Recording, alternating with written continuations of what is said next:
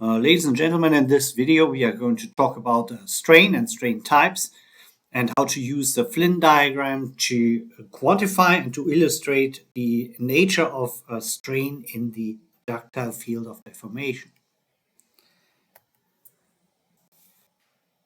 A deformation can be described in a number of different components. One of them would be rotation, where material stays in one place and just changes the orientation with respect to a reference grid. Another component would be the change in place. Material moves from one place to another place, but otherwise stays the same in shape and size and geometry. And then strain, which is the change in shape, and that is probably the most commonly perceived component of deformation.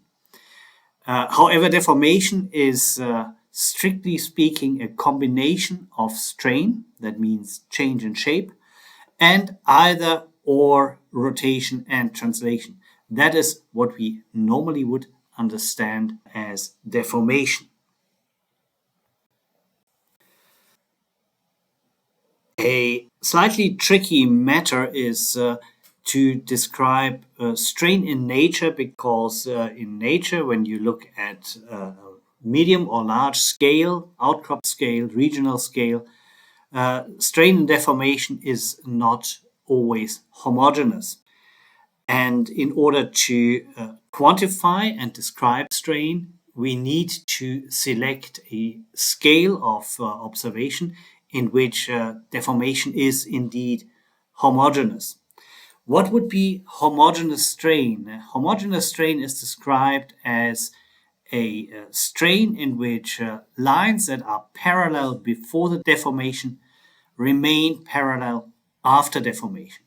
We see that, for instance, here in this example. We see here a rectangular grid with here a circle in one of the squares that describe an original state of a rock, and after deformation we see that lines that were initially parallel to each other remain parallel to each other.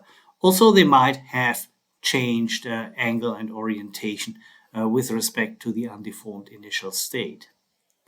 We also see that the circle, our reference circle, has changed shape and has become an ellipse with a long axis and a short axis, which we refer to as the principal strain axis. This would be the definition of homogeneous deformation, whereas inhomogeneous deformation does not fulfill these criteria. We see here the change of shape in our reference material has become an irregularly shaped body with lines that used to be parallel to each other are no longer parallel, and that is what we most commonly see at many scales of deformation.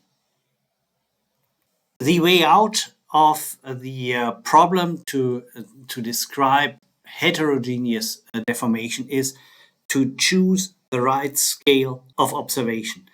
Here in this example from Paschier and Trau's textbook, we see that a regional deformation, say a large mountain range that might be well exposed, from a distance will look heterogeneous in deformation, because we might see large-scale shear zones cross-cutting that mountain range, and that would clearly be a heterogeneous distribution of deformation, with high deformation along the shear zones and less deformation in between them. If you go a little bit closer and you look at outcrop scale, you might find again domains that are domains in which deformation appears to be homogeneous. But overall, over these 30 or 40 meters of your outcrop, you will see there are, for instance, veins of magmatic material or hydrothermal veins that are folded and show a different deformation pattern compared to the hosting, perhaps gneisses or schists. If you then take a sample from the gneisses, you might find in hand specimen scale an area that shows uniform deformation patterns, perhaps a continuous foliation that does not change over the scale of observation in your hand specimen. That would be an example of homogeneous deformation in that hand specimen. Taking a thin section, looking at the millimeter scale, you might find heterogeneous deformation with perhaps well-aligned micas, but granoblastic texture in quartz and feldspar. And you can take that, of course, to the submicroscopic level, TEM level perhaps, where you might find in the frame of observation heterogeneity in the form of clusters of dislocations within an otherwise homogeneous individual crystal.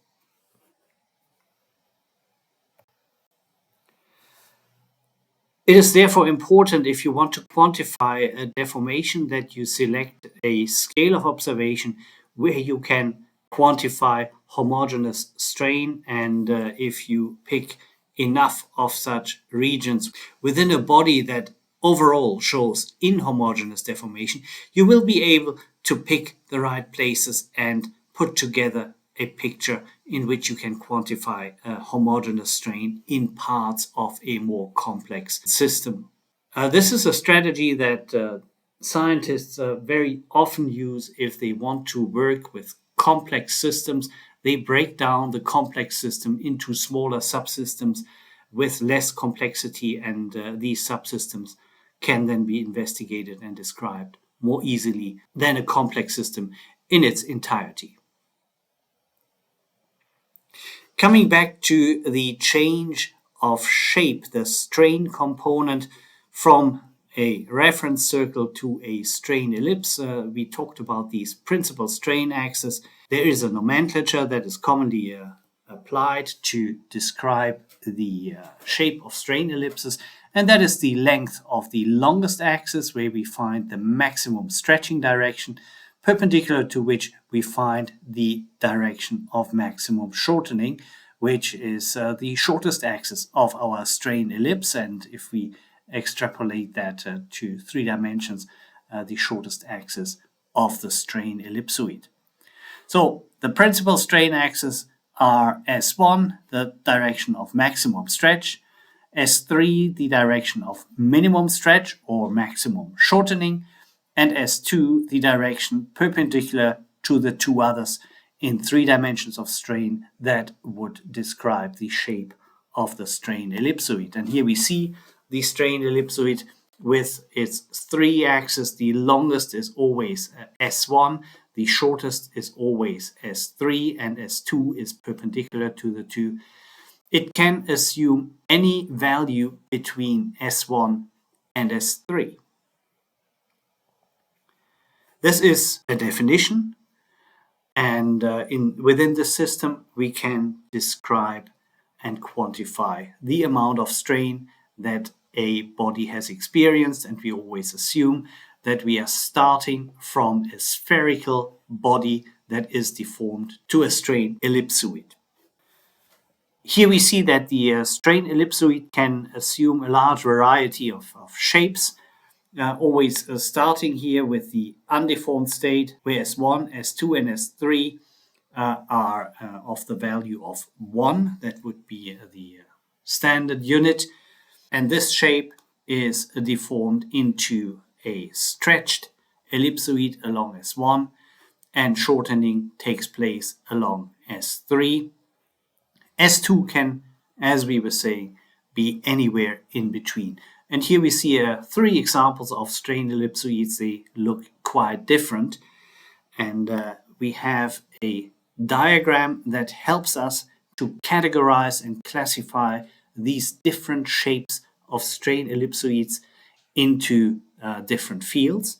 And that helps us to characterize different types of strain that we can find in the ductile field of deformation.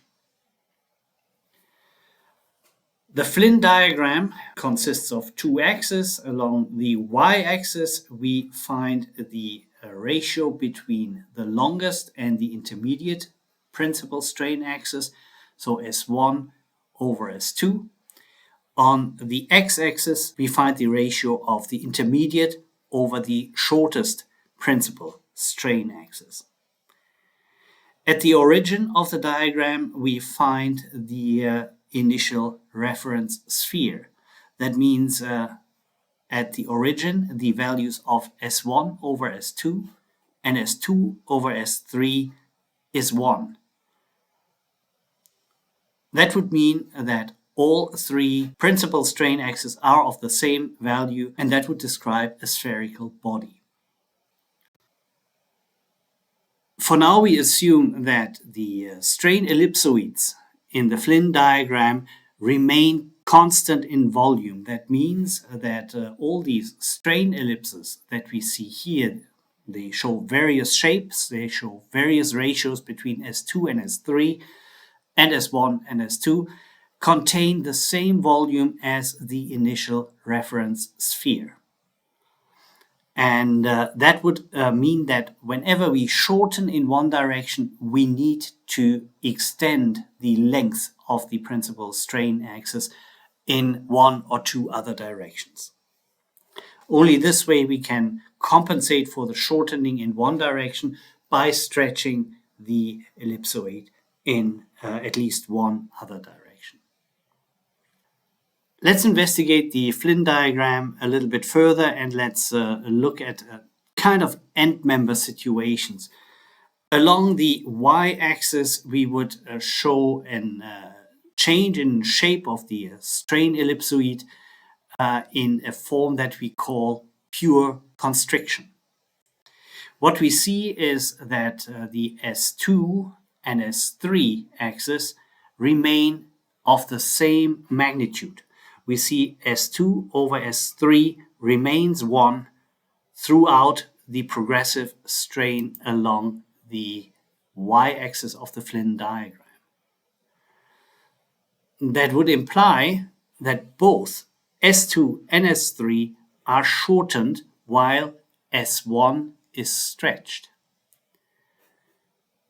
So S1 over S2, this is the value that we could read on the y-axis, increases with progressive strain, and that lengthens the strain ellipsoid along the S1 axis. In order to maintain the same volume, we have to shorten both S2 and S3 at the same magnitude in order to maintain constant volume and to compensate for the stretching along the S1 axis. So S1 increases while S2 and S3 shortened at equal proportion. The strain ellipsoid that we obtain from this process is commonly referred to as a cigar-shaped strain ellipsoid, and the technical term for this shape is prolate. A prolate strain ellipsoid has one long axis and two equally shorter axes. The technical term for the type of strain that we observe along the y-axis is constrictional strain. And that is pretty much the same like a prolate strain, a term that you will come across occasionally in the literature. So, since we have understood what happens along the y-axis of the Flinn diagram, let's have a look what happens along the x-axis of the Flinn diagram. Pure flattening. Pure flattening strain requires that the ratio between S1 and S2 remains 1, because wherever we find ourselves along the x-axis, the value that we read on the y-axis would be 1, and it would remain 1 even though we are changing the ratio between S2 and S3. What that technically would mean is that S1 and S2 remain equal, and they both exceed S3, which is always the shortest axis of principal strain. And that means that during progressive strain, S1 and S2 both need to stretch at the expense of S3, which would shorten. because we see the ratio S2 over S3 becomes larger and larger. And that would mean that S3 must become smaller and smaller with progressive pure flattening strain, which would move our strain ellipsoid along the x-axis of the Flinn diagram. The resulting shape that we would observe is a flattened pancake-shaped strain ellipsoid. We see that here, that the two longest axes, S2 and S1, are equal in length. They have lengthened compared to the initial length, and this lengthening along S1 and S2 is compensated by shortening parallel to the S3 axis, which becomes much smaller. And again, we need to do that. We need to shorten along S3 when we lengthen along S1 and S2 in order to maintain a constant volume compared to the initial volume. The technical term for pure flattening strain is oblate strain. So pure flattening leads to oblate strain ellipsoids.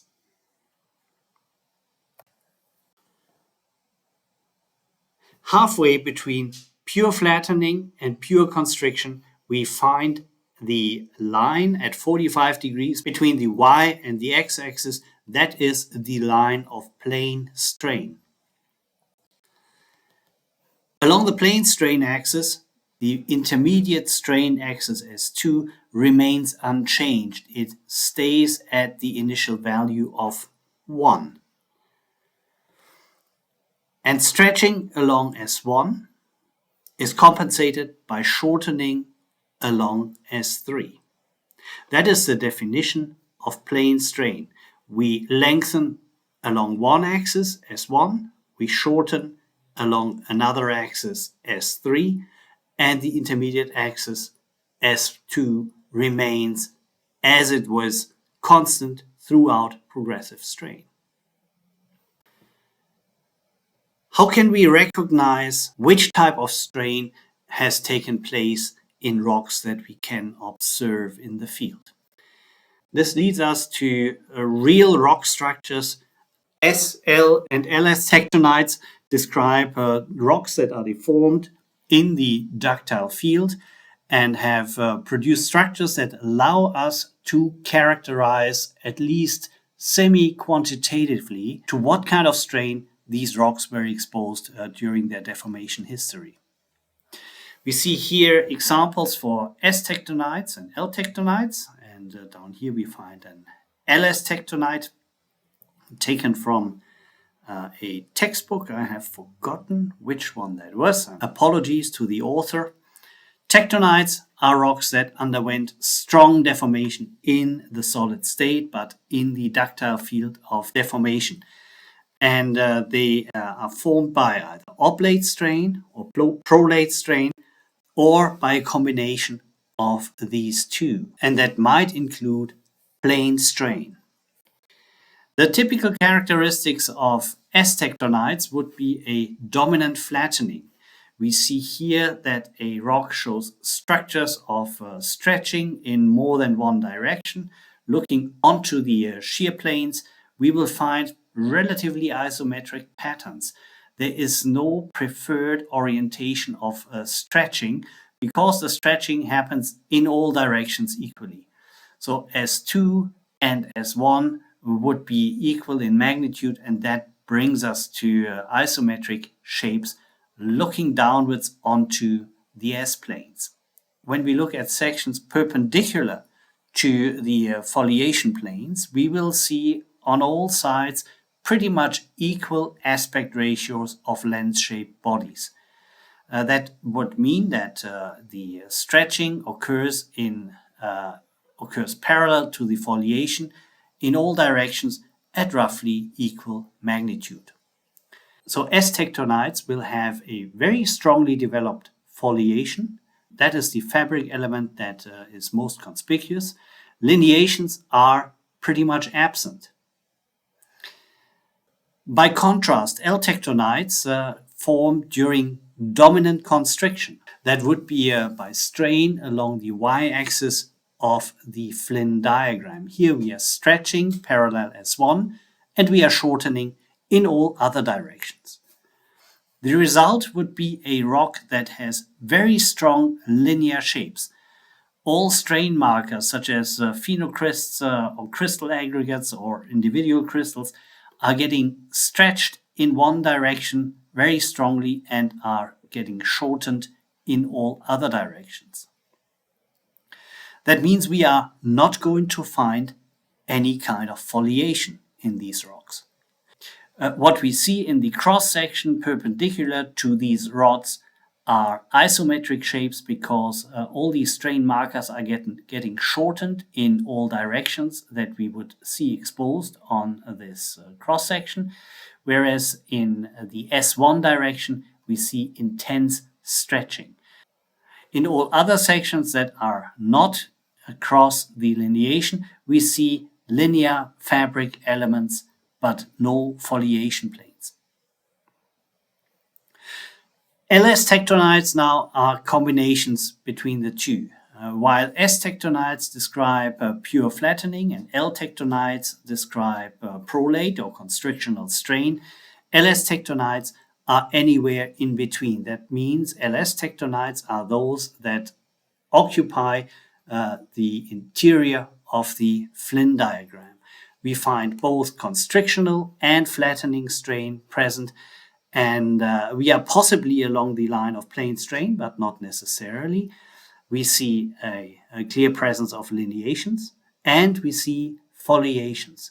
That is the most common type that we observe in nature.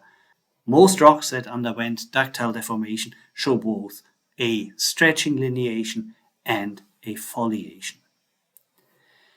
If we are in the field of constriction, that means between plane strain and the y-axis, we will find stronger lineations and less well-developed shear planes. And the closer we come to the y-axis of the Flinn diagram, the more the foliations will disappear and the lineations will dominate.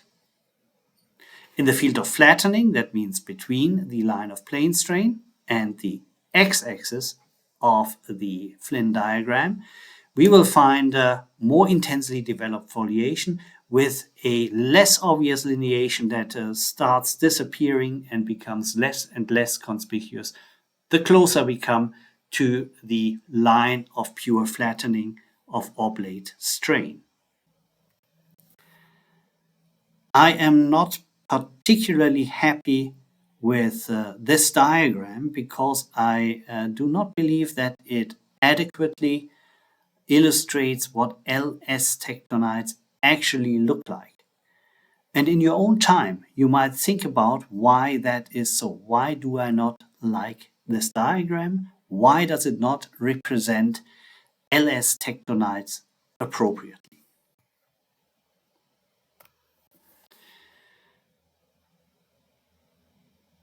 We can try to quantify strain. And this can be done with very simple equations. There are two ways of quantifying strain. Either we use the definition for extension or we use the definition for stretch. Both of them compare the final length of a marker line with the initial length before strain took place. So extension E simply is a division of the final minus the original length over the original length, whereas stretch is simply dividing the final over the original length of a strain marker. So these two terms simply describe and quantify longitudinal strain as it might occur, for instance, parallel to the principal strain axis in a strain ellipsoid. So for instance, you could look at the S1 axis, which stretches during progressive strain, or you could look at the S3 axis, which will shorten during progressive strain. Let's make an example. Let's assume we have a strain marker of which we know that it was initially 5 centimeters long, and during progressive strain it extends to a length of 8 centimeters. 5 would be LO, 8 centimeters would be LF. So the extension would simply be 8 minus 5 over 5. That equals an extension of 0.6. If we want to express that in percent, we would multiply the 0.6 with 100 and we get 60% lengthening. It's a positive value. If we take the same example and we calculate the stretch, we simply divide the final length by the original length and we obtain the stretch, 1.6. And again, we can express this value in percent. 1.6 minus 1 times 100 gives 60% lengthening, a positive value. So why would we subtract 1 from 1.6 in order to get to the percentage of lengthening? We can understand that if we simply compare the two formulas for extension and for stretch. E equals LF minus LO over LO versus S, which equals LF over LO. If we define the extension as LF minus LO over LO, we can equal that to the stretch LF over LO minus 1. These two terms are identical to each other. So if we want to convert extension into stretch, we have to subtract 1 from stretch. Accordingly, we can rearrange this equation and we will learn that extension plus 1 equals the stretch, LF over LO. And accordingly, the stretch, LF over LO, equals the extension plus 1, which means that S minus 1 equals the extension. Let's have a look at the strain rate. The strain rate describes how fast a certain amount of strain is achieved.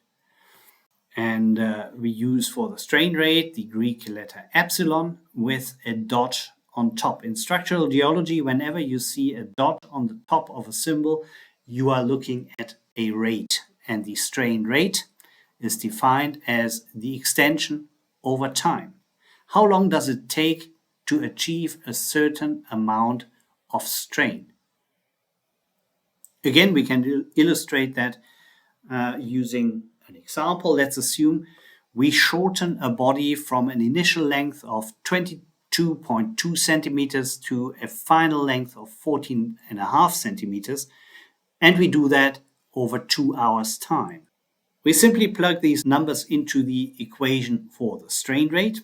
The extension is defined by the final length minus the initial length over the initial length, and the time is given always in seconds. That is the SI unit. 2 times 60 minutes times 60 seconds. That would result in a negative extension of minus 0.35 over 7,200 seconds.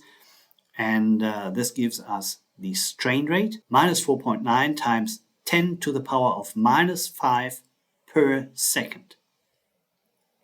This looks a little bit an odd unit that we give a strain rate as per second, but we can see that here in the numerator, the centimeters, the units of length, cancel out each other. All these here are centimeters. We are calculating centimeters over centimeters. We end up with a unitless number of extension. In the numerator, in the denominator, we have seconds. And therefore, strain rates are given as per second. We also see here that we get a fairly small number because our standard unit is seconds, and geological processes tend to be usually very, very slow. And this brings us to very high numbers in the denominator and accordingly to very small numbers for strain rates.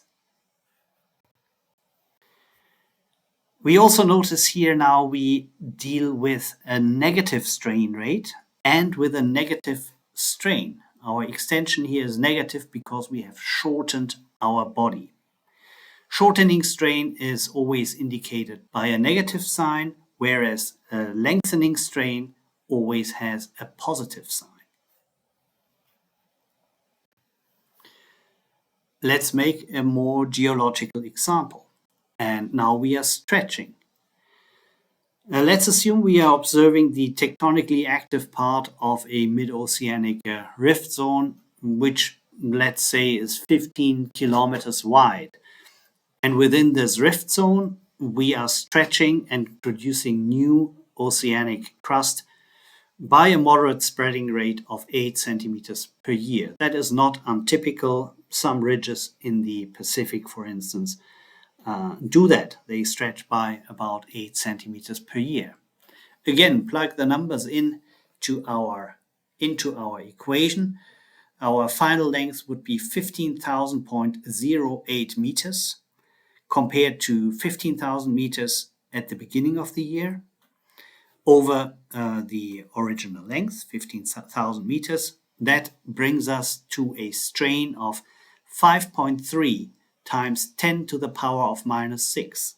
It's a very small number, but it is a positive number, which means we are dealing with an increase in length and with extension rather than shortening. 1 year has 31.5 million seconds approximately. We can easily calculate that by the days, hours, minutes, and seconds in a year. And resolving this term yields 1.7 times 10 to the power of minus 13 per second as a strain rate along such a mid-oceanic rift zone. These small numbers are typical for ductile strain on Earth because we need to consider that the spreading of mid-oceanic ridges are the main contributing factor to subduction rates and to the movement velocities of continents. That means that strain rates that we, for instance, find in continental arcs or in any kind of collision zones will be in roughly the same order of magnitude for most of the time in the ductile field. So strain rates that have 10 to the power of minus 13 or 12 or 14 or 15, these are typical global strain rates for orogenic processes. I want to remind you to the strain maps that we have discussed in a different video. Here we see strain maps and we see different kinds of deformation process, dissolution creep, volume diffusion creep, dislocation glide, dislocation creep. And we see here contour lines for the strain rates. These numbers refer to the exponents of the strain rates. So here along this contour line, we would look at strain rates of 10 to the power of minus 15 or minus 14, minus 13.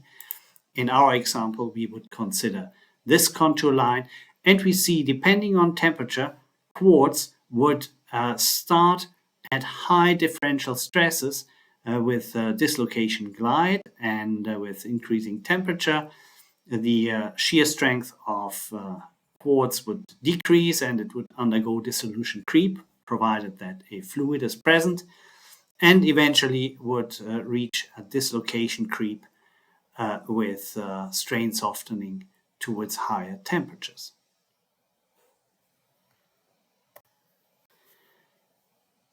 Features of strain are those features that we can observe in the field. I have listed here a number of them. In the brittle field, we would find fractures or joints or faults. In the more ductile field or where dissolution creep is strongly active. We might form foliations. Ductile features like folds and shear zones require higher temperatures. Impact craters obviously are not related to plate tectonics and would form under very high strain rates. Rift zones, mountain belts, all these are features of strain, and we must take care that we are not confusing them with stress. I observe very often that people talk about stress and strain at the same time, but I think it is necessary to clearly distinguish between the forces that might be responsible for strain and the features of strain that we observe from the geological record in exposures today. The features of strain can be observed, the forces that have formed them, the stresses that are responsible for deformation, they have gone for a long time, perhaps even for billions of years. And therefore, always ensure that you are aware of whether you are talking about features that are related to strain. These are the ones, for instance, that are listed here. Or you talk about the forces that may have caused them, which are not visible in the rocks that we observe today. Thank you very much.